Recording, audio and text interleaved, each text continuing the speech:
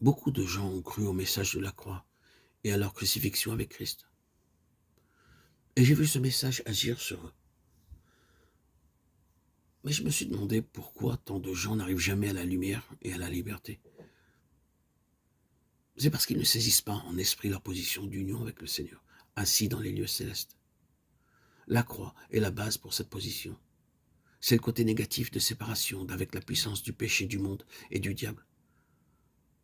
Mais nous n'arriverons à traverser les heures sombres de la fin de cette dispensation que si nous vivons à la lumière de la gloire de cette union avec le Sauveur ressuscité.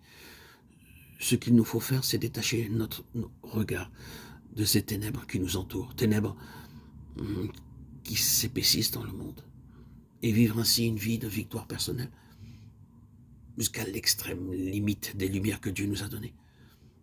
Ah, si nous pouvions regarder depuis le trône de Dieu, en bas sur la terre, nous verrions le Saint-Esprit se mouvant, ça et là, se manifestant partout où il peut trouver une issue. Que fait-il? Me demanderez-vous, que fait-il? Le Saint-Esprit attire rapidement chaque membre du corps de Christ jusqu'à sa place dans le Christ ressuscité, afin que le Seigneur puisse venir en personne et prendre le gouvernement de ce pauvre monde. Et il n'y a aucun espoir pour le monde dans la dispensation actuelle. Ouvrez les yeux, aucun espoir. Sauf le retour de Christ venant pour régner.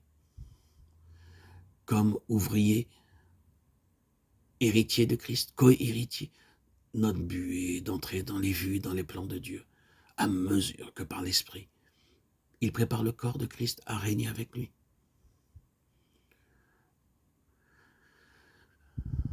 Du moment où nos yeux se dessillent, où nos yeux sont amenés à voir ce qu'on ignorait, ou inconsciemment, on voulait ignorer, nous ne serons plus trompés par la civilisation superficielle de notre temps, par cette distraction, ces loisirs à profusion.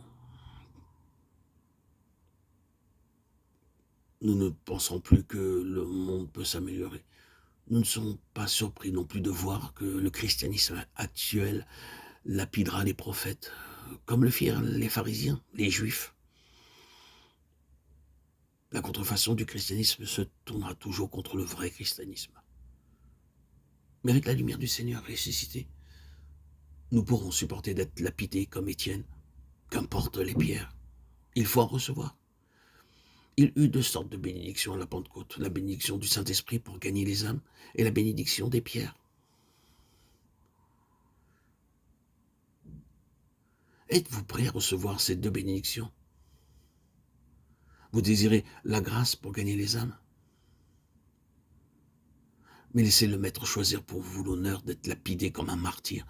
Il est peut-être plus facile d'être un martyr en Chine ou dans d'autres pays où le christianisme est rejeté.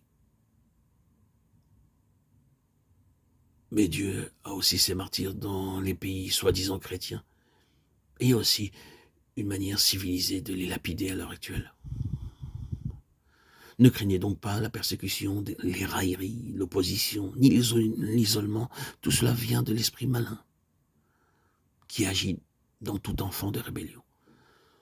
Par les différentes manifestations d'opposition terrestre, Dieu permet au diable d'obliger son peuple à vivre dans les lieux célestes. Car vous savez que s'il vous est laissé un seul appui sur terre, vous vous y appuierez. C'est pourquoi Dieu permet ainsi au diable d'ôter les appuis. Nous avons vu jusqu'à présent le côté de la gloire.